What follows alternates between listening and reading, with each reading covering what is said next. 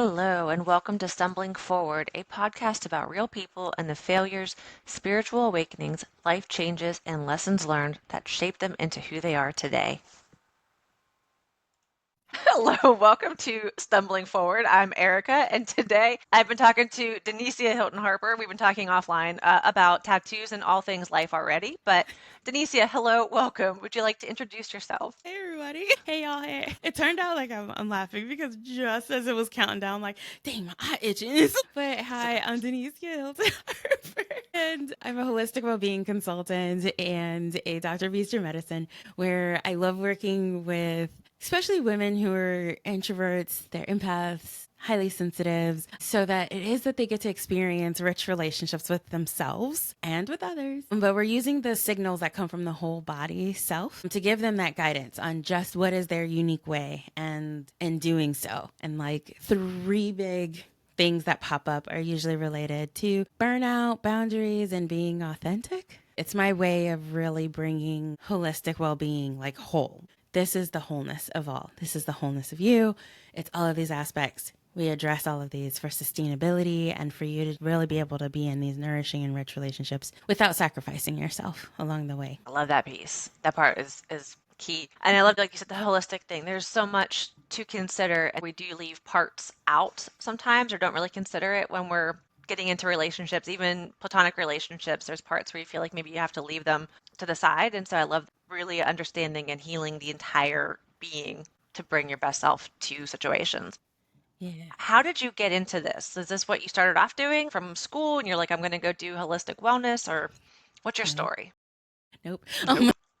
I think it's rare when you meet somebody who's like, yeah, this is what I've always done and I'm doing it. No, actually, I really wanted to do marine biology when I was younger. And so didn't do that. However, my love for marine animals, especially dolphins, that was my thing, was dolphins and whales, is still there. So a part of me feels it has to be my spirit family or something because that is one thing that has been consistent since I was younger is dolphins and whales. And I wanted to be that marine biologist that went out on the boats and just listened to them to be able to identify the pods. And so that was what I specifically wanted to do with them. So it's just very interesting, like now in this stage of my life, realizing that element, why that in particular? And y'all, I can't swim. So even then, it's like, you want to do The marine dangerous life? boat ride. I know. I guess I just believe in life jackets and life and dolphins save other people. So I figured they'll help me out, maybe. They know my good intentions. They'll be fine. Right. Yeah. Okay. So, like, I had an interest in medicine. So, once it was past that, it was really medicine ever since I was younger. But all I was aware of was Western medicine. It wasn't until, like, later on when I was catching up with a sorority sister and I was telling her, hey, you know what? I'm going to go back through my transcripts and see what prereqs I need. And I'm going to go ahead and go into med school, like, apply and study for the MCATs and stuff. And so she's like, well, what if there's another way that you could treat patients? And I was like, well, I don't understand. There's another way. So she was the one who introduced Eastern medicine to me. And then when I went and I studied it, just fell in love with the philosophy and the way that you see people, the way that you, as you're with someone, you see what's coming up as what we call symptoms. I call them signals on the perfect playground because they are signaling information, right? And so you're seeing someone and wow, this is presenting itself. And what is that telling me about their life and what's going on that this is showing up? But then also, it reinforces how it is that we really want to take a look at our environment. What's in the internal environment? What's the external environment that we're responding to? And I just loved it. I went to this school to study in this lineage with Dr. Johnny F. Shin and Dr. Leon Hammer with that lineage because it was like Dr. Hammer is a classically trained psychiatrist and he himself in his practice like noticed that there was something missing. Even with his patients, there's something part that's really missing as I'm working with them. And so he came into Chinese medicine and met Dr. Shen. He was only supposed to be with him for a little bit, but ended up staying with him for over a decade as an apprentice and learning Dr. Shen's family's pulse system and all of that. And so he put together contemporary Oriental medicine. And I love this way of the medicine because it's contemporary. It was meant to be evolved and it's meant to follow the patience to be in this dynamic relationship with people that are coming in and then seeing how the body is changing to what is going on in the environment and what does that mean in terms of treatments and whatnot. So for me, that was huge in the sense of, wow, I can just kind of look at someone's face and just look at their tongue and then feel their pulse. And then, oh, they're telling me about these things they're experiencing. And then it paints this beautiful tapestry of what potentially they've experienced in their life and how they're responding to it. And then what I get to do is connect the dots and say, what do we need to put in place to allow you to flow and to allow the authentic expression of your soul to come and to be? And I found that, especially now, that's the big thing, right? And isn't this funny? You're hearing so many people talking about be authentic and the rise of AI in the way that it is. And so you have this paradox going on of, I want people to like me for me, but I'm going to use this AI photo shoot. You see what I'm saying? It's very fascinating. Like, and for those that are listening, it's not like I'm bashing either one. It's literally an observation and just fascinated at the paradox and curious if people see that because it's this presentation that that people are putting out there, which is a digital presentation. And then someone crosses that threshold into their personal space, whether in business or platonic friends, dating or whatever. And then it's like, there's a mismatch.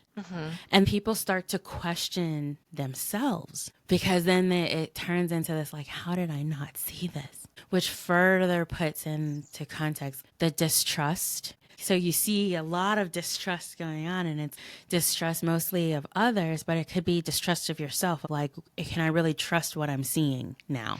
Can I really trust what I'm hearing?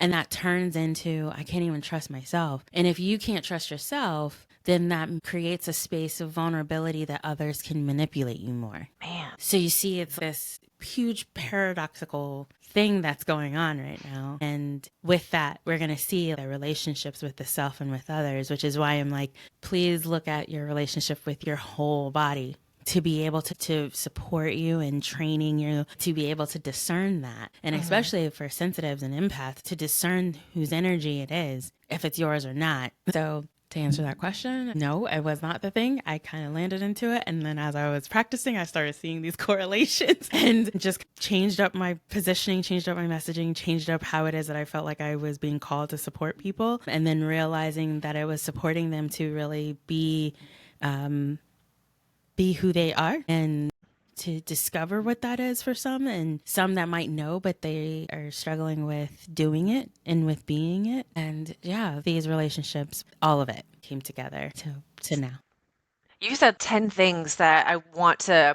It's like a choose your own adventure podcast where if we go down this route, we can go here. But if I ask you this question, we're going to go here. And now I'm trying to figure out which way I want to go. But I have two questions and a thought. So the first question is, you mentioned Eastern medicine, Western medicine. For those who are not familiar, can you just maybe summarize what the difference is if they don't really know what you're talking about? Yes. So, really quickly, we're in the US. So, like, most people, first introduction to going in to see a doctor is going to be Western medicine.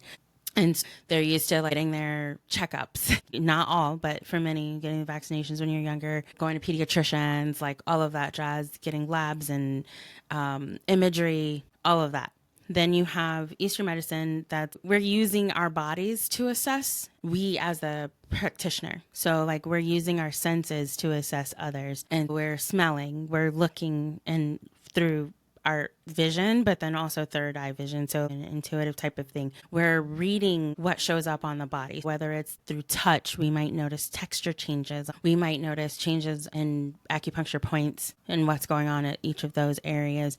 We're also listening. So there's a way that it all comes down to the practitioner in Eastern medicine is usually using their own senses to assess, and you'll hear nature sounding types of diagnoses. So if it's fire, if it's earth related, or metal, wood, and water, And then there's correlations to the organ systems. The organ systems all have their physical role, they have their mental, emotional role, and they also have a spiritual role to the whole, to the functioning of the whole body. So you'll see that like Eastern medicine is looking at that. It's looking at the environment and using things in the environment, such as herbs and such as food, such as light, like sunlight, and seeing how it is that we are interrelated to that and using it as the medicine as well. But then Western medicine is going to use a lot more technology. I pause and I hesitate on this because there are some misconceptions around technology. Some would say, well, Eastern medicine doesn't use technology, but then you have some people in technology, like natural, supernatural, that's technology also. So I just want to put that caveat out there. But yes, labs and imaging that they'll use mostly to be able to diagnose. I'm using medications like pharmaceutical drugs versus using herbs and food as medicine. So there's those two things. And I did want to say, I love and believe in both. And because I think that when you have people from these different modalities come together, they actually can see that they're all doing the same thing. They just have different lenses and different pathways to get there. And I think that a lot of the friction and the tension is because of just not being willing to sit and understand. Mm-hmm. Or to accept that either way can work. And it's actually more about the person that you're working with. And it's like what way would be most effective for them. That's why I feel like some people would say Chinese medicine didn't work for me, but then somebody be like, oh, I loved it. It worked for me, it did wonders. Just as much as someone would say, yeah, I did chemo and chemo works for me. And then someone saying chemo didn't work for them. Right? Because it's the person. And that's one of the things too with Eastern medicine is it's really personalized. It can be personalized because you're really just looking at this person like right in front of you and breaking down and assessing like what is going on for them. And Western medicine is coming into that where it's personalized quote unquote medicine, but their personalized medicine oftentimes involves they're trying to bring like they're bringing in genetic testing and saying, well, we'll go by what genes are here, or we'll look at your blood and then say, this is what you need. That's how they're personalizing it. And using labs and studies in that way. And then Eastern medicines, we're personalizing it based on understanding the constitution of you from preconception, actually, and Wow. then going in utero and then going after birth and seeing, okay, what was that constitution? And then now throughout your life, whether this like the experiences and how your body's responding to it. So it's personalized in that way. But both can be personalized. It's just in the way that they do it. Okay. No, that makes a lot of sense. Like you said, there's just different tools in the toolkit that are Right. trying to get to the same solution, but it's just different tools. Thank you for explaining that. The other question I had was you mentioned the perfect playground, and Oh, do you want to explain what that is? yeah. So I speak about it like it's a real place because I feel like it's real, but it's virtual space. So I created it in a place where you think about a playground, and it's on this playground most of the time all the elements, meaning all the natural elements, are present. So you have you have the fire that's present that could be in the form of whatever wood was used for some of the equipment. And then you have earth that's there sitting on soil. You have water with water fountains, and then the flowers that are getting watered. And then you have metal, which can be some of the steel structures, and there's air. So it's this place that, like, just as much as it is that Eastern medicine sees that this is what is there in nature, we are a reflection of that. So you as a person is also a reflection of all of these elements that are also within you. And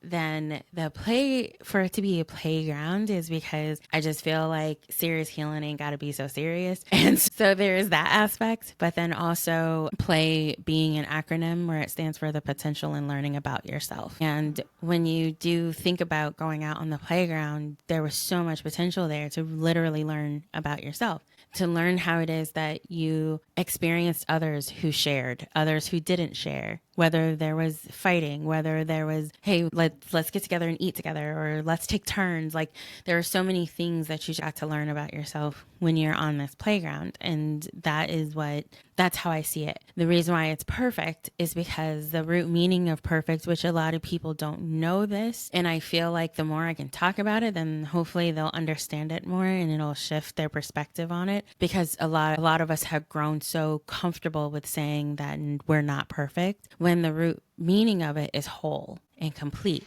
And so to see that, like I said, it's this expression of all of these elements in one spot. Each one is not superior nor inferior to the other. They actually just respect each other's role to the optimal functioning of the whole. And to see that within yourself and realizing all of this is within you and you are whole, then it's just us figuring out what does that wholeness really mean. And it's navigating, bringing all of that wholeness together when we could have been in this place of, I'm this person here, I'm that person there, or this part of me was shut down.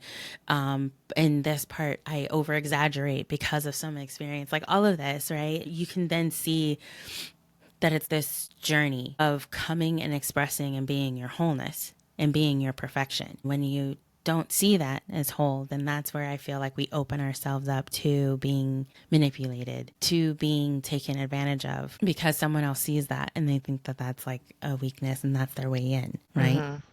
And hence, like, a part of me feels like, oh, you thought social media was bad, and in the way that some people would take, look at themselves and whatnot. Now you got AI. Sure, you can have that expression if you want, but do you really feel like it's you? And then if you are using that, then why? In this context, like, AI clearly has a bunch of different functions and roles, but I'm talking specifically more about the imagery that we want to express using it. And it's just a different version. We saw it in video games and avatars, and over time it's transformed, and now it's everywhere. Like, really blew up. It's a fascinating point. And when you were talking about it earlier, it was kind of a moment for me because, like you said, the authenticity piece, and I always jump at that word because it's part of my business name is Authentic Foundations. But I worked in a contact center and I was the vice president of a support team a few years ago when Gen AI was starting to really pick up, especially in a contact center. Like, how do we use it to automate and maybe reduce staff? And my big thing that I've been pushing is the need to keep humanity in a world where AI is getting bigger and bigger. We need to keep that human touch because that's, especially after COVID, we saw that. Yes, a lot more things were automated and people missed actually interacting with people and having those one-on-one conversations. And as we move towards a world that's progressively getting automated, we need to focus more on being authentic and human. But when you talk about people using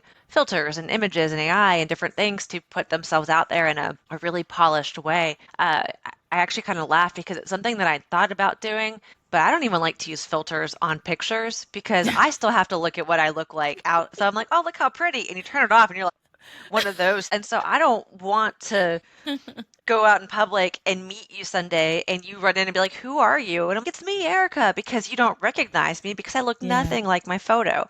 That's right. something I'm always really mindful of is that, yeah, great, it looks nice and you put it out there, but nobody recognizes you. You don't recognize you. That's not what I look like. So this is what you get. If it's a ponytail, if it's a hat, if it's just this really pale face, this is what you're getting today. Right. Take it or leave it. And people might want to leave it, and that's okay, but that's because they're not aligned. And that's that part about authenticity of if you like me for who I am and what I am and how I come to the table, we'll be just fine. And if you Yeah. don't, if it doesn't rub you the right way, that's okay. We're just not aligned. Go find what makes you feel whole, and I'm going to go find what makes me feel whole, and it's not each other. It's totally fine. Yep. Oh, and that's something that I think we've been kind of taught to appeal to the masses almost, and you don't have to. Like, you can be much more successful with customers or relationships and people in a smaller, much more aligned way than trying to water yourself down so that everybody likes you, because then Yeah. really nobody likes you because no one knows you.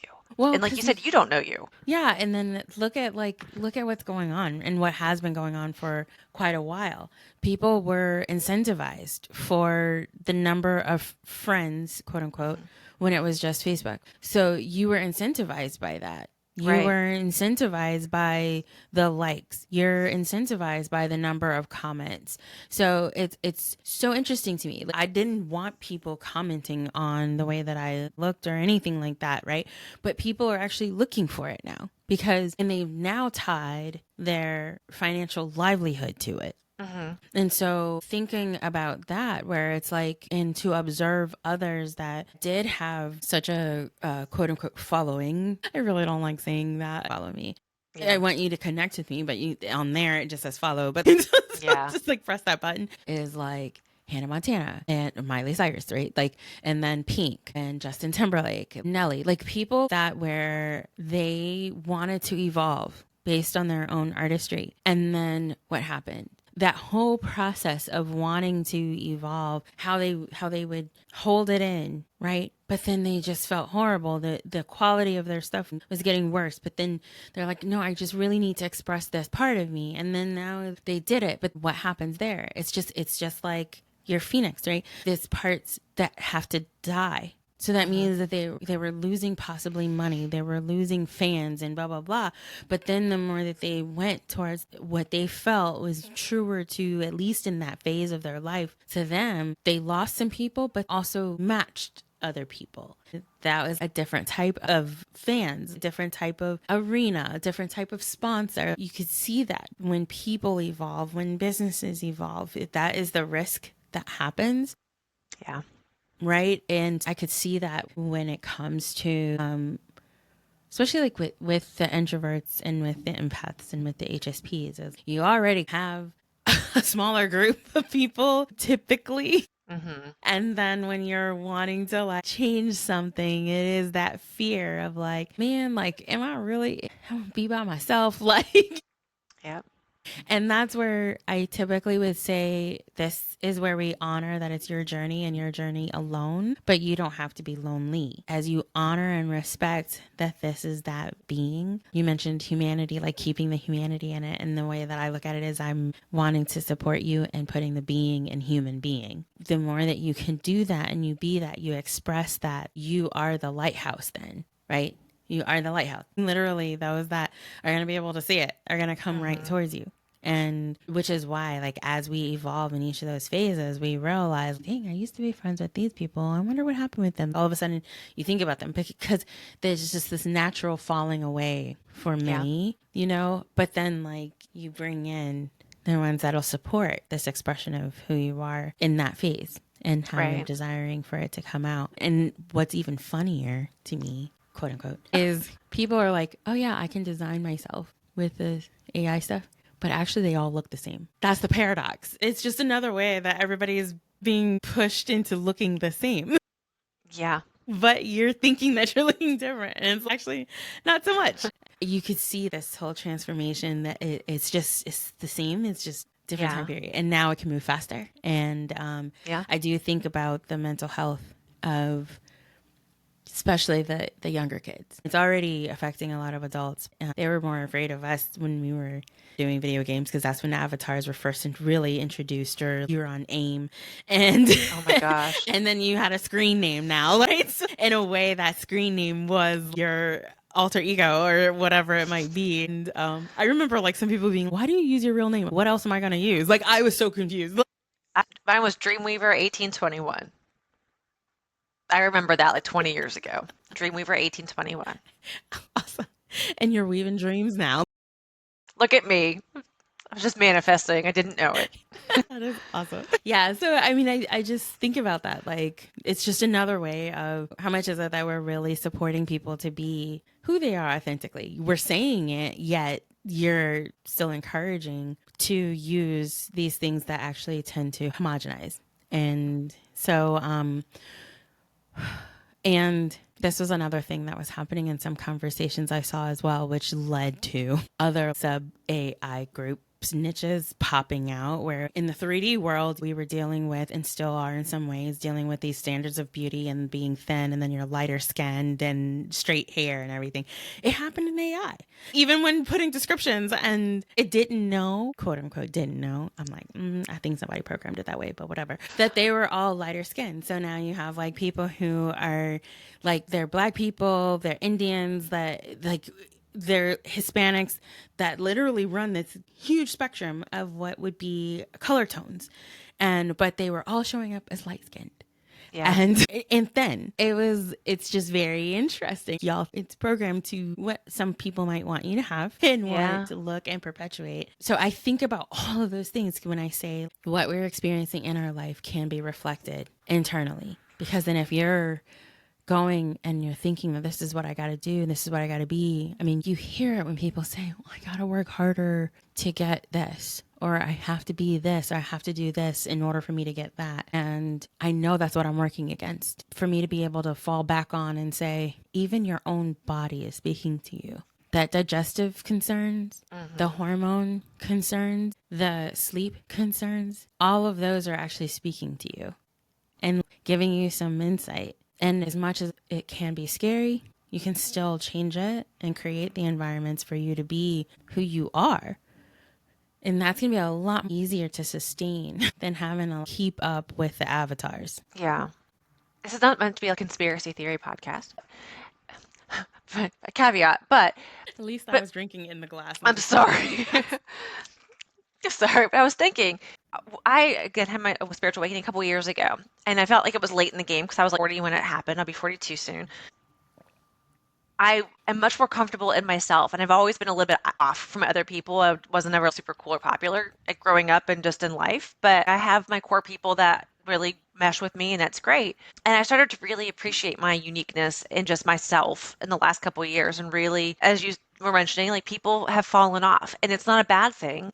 At the same time, we all aspire to have connection and community. And I feel like people were told that the only way you can have it is sameness. If I look like you, if I relate to you, then we are a group. But I didn't realize how much more I enjoyed being unique and not part of the group until more recently. And it's almost these beauty standards and things. It's the way of a man and corporate and everything keeps us stuck in that mindset of, if you want to be connected, if you want to have community, you have to look like this, you have to be this thin, you have to be this light, you have to be the straight hair, this whatever. And so that's what we're all striving for because we want to fit in. The folks who now are more awake and realizing it's actually nice to not be just like everybody else. And I actually feel a lot happier. We don't want people to know that because they're not going to buy my products and they're not going to pay for these fitness memberships and things anymore if they're like, it's okay to be chubby and happy. Also it is. But I think that's something that we are perpetuating. We are not letting people know that it's okay to be those things. And so I love that that's what you're doing to say you don't have to fit that. What is your body telling you? What are you telling you? Because it's hard to break from that norm because it's just what we're always conditioned to do and want and need. Yeah. Until you realize that you don't, and it's so much more freeing. Yeah. And I do want to point out too that when you think about community and you're so spot on, like this is what people are looking for. They've been looking for it. It truly, truly got activated during 2020. And Yeah. here's the thing. When it comes to communities, people don't really realize that they are connected in other ways. Now, if we can bring this to the conscious awareness, you can actually start to play around with and this is what I ask people is like, what do you want to be connected with others on? When you are able to identify that, because there's things that like you're so subconsciously like connected with other people in so many different ways that you don't even realize it. It could literally be by the zip code that you're in. Boom, you're connected. That's a community right there, right? Then my high school, that's a community that's right there. Now I can sub-niche it and be my graduating year. There we go. I see you have, is that an Apple Watch? Is that? No, it's a Fitbit. Fitbit. Okay. Fitbit community. Like the people who wear Fitbits, right? And then, so now this is where it is that I ask and I say on the Perfect Playground, like, this is where it's a home for people. You're all play pals, but the pals is actually the values. So it is perfection in the sense that all I need for you to do is to believe that people are whole beings. Now, the process to get that and to see that, that's what we're here to do. Right. But if you even just believe in that inkling, oh, I am a whole person. As long as they believe that they're a whole person, we can connect on that and we can connect on what that journey looks like for us to come to our wholeness. Right. And then the A is the authenticity. If that is what you're looking for, is a place that you feel like you can be who you really are, then this is your spot. And you just want to be around other people that also believe that. So that's a way that you can look for community based on what it is that we value and what is important to us. And for some, they don't really know what that is. And so that's when you have values exercises and stuff like that. And like, that's one of the tools that I'm putting into the Perfect Playground. Oh, I know I talked about it more conceptually, but the Perfect Playground actually legit is also an adventure park and that is opening up this month where there's some tools and trainings that do address these different aspects of your whole being. And for you to be able to go and play around with it, discover these parts of you. And then from that awareness, ooh, what's this conscious choice that I got now that I can create for myself? Like and it's in this community. You know then that you're connected to other people that are also looking for this for themselves. And we don't even care how it shows up. It's the simple fact that this is what we're looking for ourselves. Yeah. And I can support you, Erika, in that. Like, you know what I'm saying? Like, I can support you, Donna, Dominique, like, whoever like is out there. Like, I can support you, and we can just celebrate each other in the sense of like, oh my gosh, this is what you're here to do too. This is what I'm here to do, and then whatever it looks like and its packaging, I don't care. Like, because we're just here for each other and to celebrate that, and however it shows up. So the big thing is when you're looking for community, asking yourself, what do you want to connect on, and to know that you can connect on values, on beliefs, and it could be hobbies. It could be the way that people look. It can be that too. There's so many different ways you can connect. The point that I'm making is just ask yourself, in what ways do you want to connect? And know that it can change at any time. De'Nicea, I want to be mindful because I know that you have another meeting. Yes. If somebody, and I could talk to you for a long time, so I am painfully cutting this off where we are because I know that you have to go. But if anybody wants to join you on the Perfect Playground or wants to look you up or connect or just know more about you and what you're doing, maybe talk about dolphins, I don't know. Donna, you, maybe, Donna and Dominique. Yes. But if they're interested, how can they find you and get in touch? So you can come to theperfectplayground.com and you can also find me on Threads and Instagram. I'm getting a little bit more active on Instagram just because of Threads, but mostly active on Threads. And both of those handles are at It's the Perfect Playground. Those to the show notes. That way people can find you. But De'Nicea, thank you very much. This was a really, really awesome and interesting talk. I really enjoyed it. I enjoyed our pre-chat as well. So thank you so much. And folks, I will put her information in there so that you can find her and please connect because she is great and has lots of good things to contribute. Thank you for your time today. Thank you. All right, folks, I'll catch you in the next episode of Stumbling Forward. This episode of Stumbling Forward was brought to you by Ori Ara's Self-Care Collective. Real women, real lives, and real self-care. It's empowering you to take care of yourself one day at a time. If you are interested in joining the Self-Care Collective, there are discount codes on the screen. Stumbling Forward member will get you 20% off your first month's membership, or the Stumbling Forward founder will get you 20% off a lifetime membership.